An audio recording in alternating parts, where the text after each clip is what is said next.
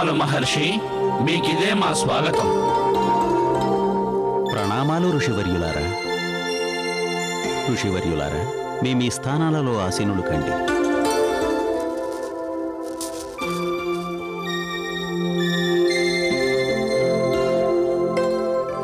ఓ సురుచి మహాముని, శనిదేవుడు యుద్ధంలో పాల్గొనడం గౌరీనందనుడు గణేశుని పట్ల అన్యాయం కాదా? ఇది మీ దృష్టిలో ధర్మయుద్ధ నీతేనా మునివర్య? శవనక ఋషి, గౌరీనందనుడు గణేశుని శనిదేవుని వక్రదృష్టితో అంతం చెయ్యాలని ప్రయత్నం చేయడం నిస్సందేహంగా అధర్మమే. కానీ సమస్త దేవతలు ఇంతకు మించి చేయగలిగిందేమీ లేదు. ఎందుకంటే ఈ సమయంలో త్రిలోకాలలో బాలగణేశుని కంటే శూరుడు మరొకరు లేరు. అతన్ని కేవలం శనిదేవుని వక్రదృష్టితోటే పరాజితుణ్ణి చేయగలరు. ఓ మహాముని, మరి యుద్ధం ధర్మయుద్ధం ఎలా అయింది? ఇది గౌరీనందనుని హతమార్చే పన్నాగం కాదా? మీ ప్రశ్న అత్యంత ఉత్తమమైనది శవనక ఋషి. ఒక విధంగా ఈ యుద్ధం ఆ మహాదేవుని లీలలో భాగమే. కానీ ఈ యుద్ధలీల దేవతలకు విజయం చేకూర్చేందుకే. అందుకు పన్నాగాలు పన్నక తప్పదు కదా. ఎందుకో తెలుసుకోవచ్చా మహర్షి? అదే విధి విరచిత విధానం. ఓ సురుచి మహర్షి, ఇప్పుడు గౌరీనందనుడికి సమస్త దేవేరుల శక్తి ప్రాప్తించి ఉంది. ఆ విషయం తెలుసుకొని సమస్త దేవతలు చింతించారు కూడా. దేవతలను చింతాక్రాంతులను చేయు విషయం ఒక్కటే, దేవేరులు బాలగణేశుని పక్షం వహించడమే. వారు శనిదేవుని సాయం అర్థించడానికి కారణం కూడా అదే. దేవతలకందరికీ తెలుసు, దేవేరులను యుద్ధంలో ఓడించడం అంత సులువు కాదని. ఓ సురుచి మహర్షి, ఏమిటి లీలా వినోదం? సమస్త దేవేరులు దేవగణాలకు విరుద్ధంగా అస్త్రాలు చేబూనడం. వారి దృష్టి న్యాయం వైపు సారించారు. వారి దృష్టిలో గౌరీనందనుడు నిర్దోషి. అప్పుడు దేవతలు సకల మార్గాల ద్వారా దేవేరులను ఒప్పించే ప్రయత్నం చేశారు. మేము గణేశునికి శత్రువులం కాము, స్వయాన అతని శుభాన్ని కాంక్షించేవారం. మేము కేవలం గణేశునికి పునరుజ్జీవం ఇవ్వాలనుకుంటున్నామన్నారు. ఎప్పుడైతే ఈ రహస్యం దైత్యగురువు శుక్రాచార్యునికి తెలుస్తుందో అతడు కోపోద్రిక్తుడవుతాడు. కోపావేశంలో పార్వతీదేవి యొక్క గజరాజును వధించమని సంగరకాసురుని కైలాస భవనానికి సాగనంపుతాడు. కానీ గౌరీనందనుని చేతిలో మరోసారి అతను పరాజితుడు కాక తప్పలేదు. తరువాత జరిగిందేమిటో ఈ పవిత్ర కథ విని తెలుసుకోండి. మీరు సరైన సమయంలో వచ్చి మన గజరాజు ప్రాణాలు రక్షించారు గౌరీనందన. లేకుంటే ఆ రాక్షసుడు మన గజరాజుని హతమార్చి ఉండేవాడు. మీరు గజరాజు ప్రాణాలు కాపాడి మాకు ఎనలేని ఉపకారం చేశారు గౌరీనందన. గజరాజుకి ఏదైనా జరిగి ఉంటే పార్వతీదేవి మమ్మల్ని క్షమించేవారు కాదు. ఉపకారం చేసింది మీరే దేవి విజయ. సరి అయిన సమయానికి వచ్చి మాకు విషయాన్ని వివరించారు. లేదంటే ఆ దుష్టుడు అతని కార్యంలో విజయం పొందేవాడు. కానీ గౌరీనందన, ఆ రాక్షసుడు మన గజరాజుని ఎందుకు చంపాలనుకుంటున్నాడు? అదే మాకు ఆశ్చర్యం కలిగించుచున్నది. ఆ రాక్షసుడు గజరాజును ఎందుకు హతమార్చాలనుకుంటున్నాడు?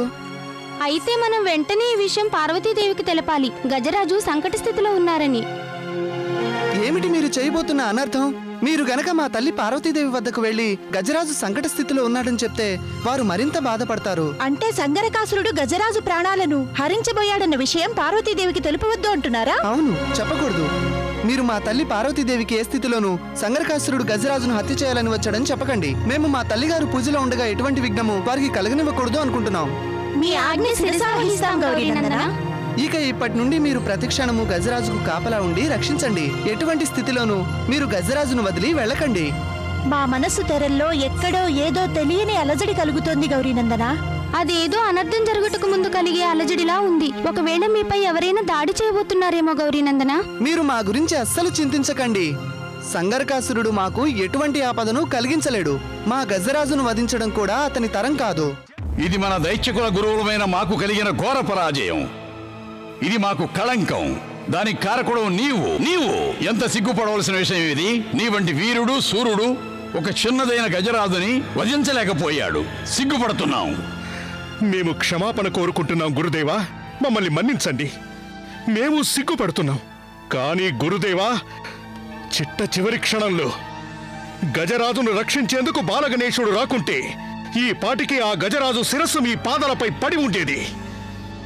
కానీ గురుదేవా, ఆ గణేశుడు మా ఆశను అడియాస చేశాడు. అరే, ఆ గణేశుడు నీ సమక్షానికే వచ్చాడు కదా. అతన్ని హతమార్చి ఉండవచ్చు కదా. అతని ప్రాణం తీయవలసిన సంగరకాసురా, అతన్నెందుకు ప్రాణాలతో వదిలివేశావు? అదే ఆ గణేశుని అదృష్టం గురుదేవా. ఈసారి అతను మా చేతుల్లో తప్పించుకుని పారిపోయాడు. లేకుంటే గణేశుని మరణం మా చేతుల్లో తప్పక జరిగేది. ఇది గణేశుని అదృష్టం కాదు, మన దురదృష్టం. గణేశుడు ఇంకా బ్రతికున్నాడు. ఆ గణేశుని జీవితం దైత్య గురువు శుక్రాచార్యునికి హెచ్చరిక అయింది. మేము ఈ హెచ్చరికను స్వీకరిస్తున్నాం గురుదేవా. ఈ హెచ్చరికను మేము స్వీకరిస్తున్నాం. ఇక ఇప్పుడు మీ సంగరకాసురుని యావత్ జీవిత లక్ష్యం ఒక్కటే గురుదేవా. ఒకే ఒక్క అవకాశం ఇవ్వండి. మేమేం చేస్తామో మీరే చూడండి. ఆ గణేశుని శవం మీ పాదాల చెంత పడుతుంది గురుదేవా, మీ చరణాల చెంత పడుతుంది. అవకాశం అవకాశం అవకాశం.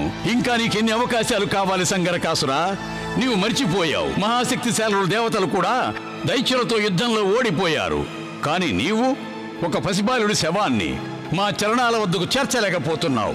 సంగరకాసురా, పరాజయ కళంక తిలకం నీ నుదుటిపై కాదు, మా నుదుటిపై దిద్దబడింది. మా నుదుటిపై. గురుదేవా, ఇక గురుదేవుడు శుక్రాచార్యుడు తమ యొక్క లక్ష్య సాధనా మార్గంలో మా కారణాన ఎన్నటికీ తలవంచబోరు. ఇది మీకు ఈ సంగరకాసురుడు ఇస్తున్న వాగ్దానం. వద్దు, ఇక శుక్రాచార్యుడు ఎవరి శక్తులను నమ్మి అడుగు వేయడు. లేదంటే రేపు సమస్త దేవతలే కాదు, సమస్త దైత్యకులం ఏమంటుందంటే శుక్రాచార్యుడికి శక్తి సమాప్తమైపోయిందని. ఇక మేము నిర్ణయం తీసుకుంటాం. ఇక ఇప్పుడు ఏం చేస్తే బాగుంటుందో. వెళ్ళు సంగరకాసురా, దానవాసురుణ్ణి మా ముందుకు రమ్మని చెప్పు. వెళ్ళు. దానవాసురుడా? అవును, దానవాసురుడే. ఇప్పుడు అతనొక్కడే, దానవాసురుడు మాత్రమే విజయ కిరీటం మా శిరస్సుపై ఉంచగలడు. మేము అతనికి మా సమస్త దివ్యశక్తులు ధారపోసి గణేశుని సమక్షానికి పంపుతాం. అతడు గణేశుణ్ణి వధించేస్తాడు. సంగరకాసురా, ఒకవేళ సమయం గడిచిపోతే ఆ గణేశుడు మన వినాశనానికి కారణభూతుడవుతాడు. దానవాసురా. లేదు గురుదేవా, లేదు. దానవాసురుడు మీ ఆదేశం విన్నా ఇక మీ ముందుకు రాలేడు గురుదేవా. ఎందుకంటే దానవాసురుడు వధింపబడ్డాడు. అసంభవం. ఇది జరగడానికి వీల్లేదు. ఇంతవరకు ఈ సృష్టిలో ఏ ప్రాణి పుట్టలేదు. ఈ శుక్రాచార్యుని దివ్య శక్తుల్ని వధించడానికి మరి దానవాసుని మరణం ఎలా సంభవించింది? ఎవరు వధించారు అతన్ని? ఆ బాలగణేశుడే గురుదేవా, ఆ బాలగణేశుడే. బాలగణేశుని చేతిలోనా? అవును గురుదేవా, అవును. నీవు బ్రతికి ఉండి దానవాసుడి మరణం వీక్షించావన్నమాట. నీ శరీరాన్ని మండుతూ అగ్నిజ్వాలలో దహనం ఎందుకు చేయలేకపోయావు? నీ నాలుకతో దానవాసురుడి మరణవాత వినిపిస్తున్నావా? నీ నాలుకను ఎందుకు ఖండించి వేయలేకపోయావు? సంగరకాసురా, ఇక ఇప్పుడు గణేశుని మృత్యుదండన మేము విధిస్తాము. మేము. అది ఎటువంటి దండనంటే అతనెప్పటికీ బ్రతికే అవకాశం లేనిది. ఇక గణేశునిపై తదుపరి దాడి ఈ దైత్యగురు శుక్రాచార్యుడు చేస్తాడు. దైత్యగురు శుక్రాచార్యుడు. ఏమిటి? సంగరకాసురుడు మళ్ళీ మీపై దాడి చేశాడా? నిస్సందేహంగా అతను దాడి చేశాడు. కానీ ఈసారి అతని లక్ష్యం మేం కాదు, మా గజరాజు. ఏమిటి? ఆ అపరాధి సంగరకాసురుడు మన గజరాజుపై దాడికి ఉపక్రమించారా? కానీ చింతించవలసిన అవసరమే లేదు. మేము గజరాజు వద్దకు సరైన సమయంలోనే వెళ్ళాం. ఒకవేళ మేము వెళ్ళనట్లయితే అప్పుడు తప్పక అనర్థం జరిగి ఉండేది. అర్థం కావడం లేదు గౌరీనందన. వీళ్ళంతా మీ నుంచి అసలు ఏం కోరుకుంటున్నారు? ఎందుకు ఇలా ప్రవర్తిస్తున్నారు? ఒకసారి మీపై దాడి చేస్తారు, మరోసారి గజరాజును వారు లక్ష్యంగా చేసుకుంటారు. వీరంతా మీ పాలిటి శత్రువులు ఎందుకైనారు? అది తలచుకునే మేము చాలా చింతిస్తున్నాం. వారు మమ్మల్ని వధించటం వల్ల వారికి అసలు ఏం జరుగునుందో. ఒకవేళ మమ్మల్ని వధించటం వల్ల వారికి శాంతి లభించనుందా? అయితే సరే, అందుకు మేము మా ప్రాణాలను బలి ఇవ్వడానికి కూడా సిద్ధమే. కానీ మేము మా కర్తవ్యాన్ని మాత్రం విడిచిపెట్టము. లేదు గౌరీనందన, లేదు. మీ ప్రాణాలు మాకు చాలా అమూల్యమైనవి. మేము ఎట్టి పరిస్థితుల్లోనూ మీపై శత్రువుల నీలి నీడలు పడనివ్వము. అందుకు మా ప్రాణాలు బలిగోరుకున్నా సరే. గౌరీనందన గణేశ, ఇప్పుడు మాలోని సహనపు హద్దులు పూర్తిగా తొలగిపోయాయి. ఇక ఆ శత్రువుల పాలిట మేము పిడుగులా మారాలనుకుంటున్నాం. ఇక మేము సహించబోము గౌరీనందన. ఎవరు మీకు హాని తలపెట్టాలని చూసినా సరే మేము శత్రువుల ముందుకు వెళ్లేందుకు ఆదేశం ఇవ్వండి. ఇక మేము వారిని ప్రాణాలతో బ్రతకనివ్వం. మేము మా శత్రువుకి తప్పక జవాబిస్తాం, కానీ తగిన సమయం చూసి. ఆ సమయం ఎప్పుడు ఆసనమవుతుంది గౌరీనందన? ఆ సమయం చాలా దగ్గరలోనే ఉంది మహాముని విశ్వకర్మ. అదే ఎప్పుడు? మేము శత్రువుల దాడికి ప్రతిదాడితో జవాబు చెప్తాం. ఆ శత్రువు కూడా ఎవరైతే తన సేనావాహితో మీపై దాడికి వస్తున్నాడో. అంటే దేవతలందరూ? లేదు, సమస్త దేవతలు మన శత్రువులు కారు. వారు మనకు పూజనీయులు, ఆదరణీయులు కూడా. వారిని మనం శత్రువులుగా భావించటం వారిని అవమానించటమే అవుతుంది. మీలోని ఉన్నత భావాలకి ఇదే మా ప్రణామం గౌరీనందన. వారు మీ రక్తం కళ్ళ చూడాలని తప్పిస్తుంటే వారిపైన మీకు ఎంతటి సద్భావన. ఈ యుద్ధం మాకు వారితో వ్యక్తిగత యుద్ధం మాత్రం కాదు. ఈ యుద్ధం కేవలం సిద్ధాంతాలు, ఆదర్శాల కోసమే. రోషం, ద్వేషం, జయాపజయాల కోసం కాదు. మరో విషయం గుర్తుంచుకోండి, సమస్త దేవతలు మా దృష్టిలో గొప్పవారు, గొప్పవారిగానే ఉంటారు. సమస్త దేవతలు మీ హృదయాంతరాలను పరికించి చూస్తే వారి పట్ల మీకున్న గౌరవభావాల్ని తెలుసుకునేవారు కదా. వారి పట్ల మాకున్న గౌరవ భావం సదా ఇలాగే ఉంటుంది, ఎన్నటికీ తరిగిపోదు. ఈ యుద్ధం ఇద్దరు శత్రువుల మధ్య కాదు, ఇద్దరు మహాయోధుల మధ్య. లేదు విష్ణుదేవా, లేదు. మా లక్ష్యం కేవలం ఆ మూర్ఖపాలుడి మృత్యువే. రేపటి సూర్యోదయం కాగానే బాలగణేశునిపై దాడి చేయటం జరుగుతుంది చంద్రమౌళీశ్వర. అందుకు దేవగణాలందరూ సిద్ధంగా ఉన్నారు. శనిదేవుని గురించి ఏమైనా తెలిసిందా? వారు కూడా తన అంగీకారాన్ని తెలిపారు. వారు తప్పకుండా ఈ యుద్ధంలో పాల్గొంటారు. ఒక్కసారి మాట ఇస్తే ఆ మాటను నిలబెట్టుకుంటారు, అందులో సందేహం లేదు మహాదేవా. దేవేరులు వారి నిర్ణయం మార్చుకున్నారా లేదా? ఇంకా ఆ మూర్ఖపాలుని పక్షానే ఉన్నారా? మహాదేవా, దేవేరులు వారి నిర్ణయం మార్చుకోలేదు, మార్చుకునే ఉద్దేశమూ వారికి లేదు. వారు ఇప్పటి గణేశుని పక్షమే. అంటే దేవేరుల సమస్య మనకు తప్పలేదన్నమాట. వారు నిర్ణయం మార్చుకుంటారని భావించాం. ఎందుకంటే ఒకసారి దేవర్షి నారదుడు వారితో వెళ్లి మాట్లాడారు కూడా. దేవర్షి నారదుడు విశ్వసింపదలచిన వారు కాదేవా. వారు మా తరఫున దేవేరుల వద్దకు వెళతారనటం అబద్ధం. ఒకవేళ వెళ్ళినా మంచిని చెడుగా, చెడును మంచిగా మార్చేస్తారు. చంద్రమౌళీశ్వర, అది అతని స్వభావం కదా. వారు ఎవరి పక్షాన ఉన్నారో అర్థం చేసుకోవడం కష్టం. ఒక్కోసారి వారి ప్రవర్తన మంగళకరంగానూ మారుతుంది. ఆ ప్రవర్తన వల్ల దేవేరులు ఒప్పుకుంటారేమో. దేవేరులు మన మాటలు విని అర్థం చేసుకున్నా చేసుకోకపోయినా వారు గనక యుద్ధంలో మాకు విరుద్ధంగా తారసపడితే వారి పట్ల మేము ఎటువంటి భేదభావము చూపము. దేవేంద్ర, ఈ యుద్ధం మీ వ్యక్తిగత యుద్ధం కాదు, సమస్త దేవతల యుద్ధం. అందుకనే యుద్ధంలో ధర్మం పాటించాలి. ఎటువంటి అనైతిక పద్ధతులు మేము సమ్మతింపబోము. ఎందుకంటే యుద్ధం యొక్క ఉద్దేశ్యం లోక కళ్యాణం. శనిదేవుడు యుద్ధంలో మనతో కలిశాడు కదా, మరి ఈ యుద్ధం ధర్మయుద్ధం ఎలా అవుతుంది శ్రీహరి విష్ణుదేవా? దేవతలు గణేశునితో యుద్ధం చేయడం అంటే కేవలం వినాశనమే అవుతుంది, వినాశనం. అప్పుడు మనకు విజయం ప్రాప్తించడం అసంభవం అవుతుంది విష్ణుదేవా. అసంభవాన్ని సంభవం మేం చేస్తాం దేవేంద్ర. రేపు ఇది అందరికీ స్పష్టంగా అర్థమవుతుంది. శత్రువుని ఎట్టి పరిస్థితుల్లోనూ తక్కువ అంచనా వేయకండి చంద్రమౌళీశ్వర. రేపు యుద్ధంలో సమస్త దేవతలు ఒక్కసారిగా ఆక్రమణ జరపాలి. దేవేంద్ర, శనిదేవునికి మా సమాచారం ఒకటి పంపండి. రేపు యుద్ధానికి తను మాతో పాటు వచ్చేందుకు సిద్ధం కమ్మనండి. నారాయణ నారాయణ. అంత ఆతృతగా ఎక్కడికి వెళ్తున్నారు శనిదేవా? క్షమించండి, అడిగే అధికారం మాకు లేదు. కానీ మీకు తెలియందేముంది, మేము ఎల్లప్పుడూ దేవతల చింతలోనే గడుపుతూ ఉంటాం కదా. శనిదేవా, మేము దేవతల్ని పరామర్శ చేసేందుకు ప్రతి క్షణం సిద్ధంగా ఉంటాం. ఇప్పుడు చెప్పండి, మీ చింత కారణం ఏమిటి? మీరు ఇలా ఆతృతగా ఎక్కడికి వెళ్తున్నారు? అది మీకు తెలియదా దేవర్షి నారదా? మేము ఈ సమయంలో ఎక్కడికి వెళుతున్నామో?